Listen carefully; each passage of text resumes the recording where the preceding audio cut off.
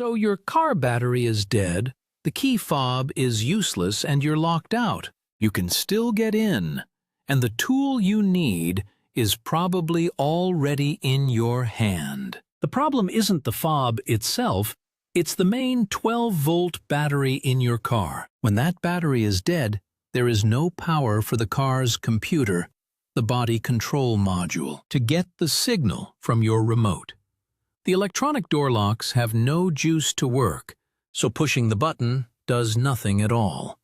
But every car maker includes a simple, mechanical way around this. Your first step is to find the real metal key blade hidden inside your smart key fob. Look all around the plastic case for a small button, a little slider, or a release latch. Press it, and the metal key blade should pop out or become loose enough to pull free. This is your physical key. Now, take that key to the driver's door handle and look for the keyhole. On a lot of modern cars from makers like Volkswagen, Ford, or Lexus, they hide the keyhole for a cleaner look. It's usually under a small plastic cap on the part of the handle that doesn't move. Look underneath that cap for a tiny slot. The carmaker put that slot there for your key. Stick the tip of the metal key into it and gently pry or twist. The cap is made to pop right off into your hand without damage. Behind it, you'll see the regular metal keyhole. Put your key in and turn it. You should feel a solid, mechanical clunk as the lock moves, not the soft click of an electronic lock.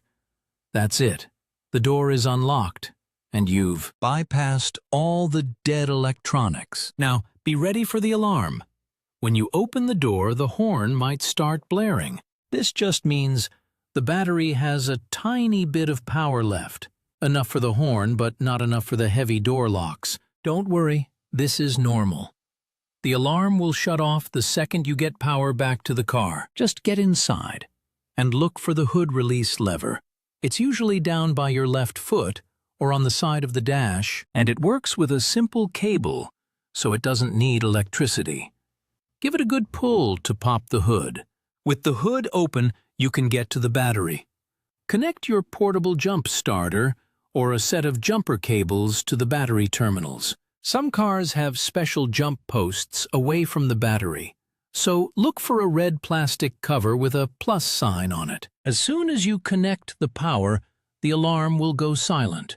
All the car's electronics, including the trunk release, will start working again. This whole situation is usually caused by a battery that's getting weak, and it always happens at the worst possible time. After you get the car started, your first drive should be to get that main battery tested.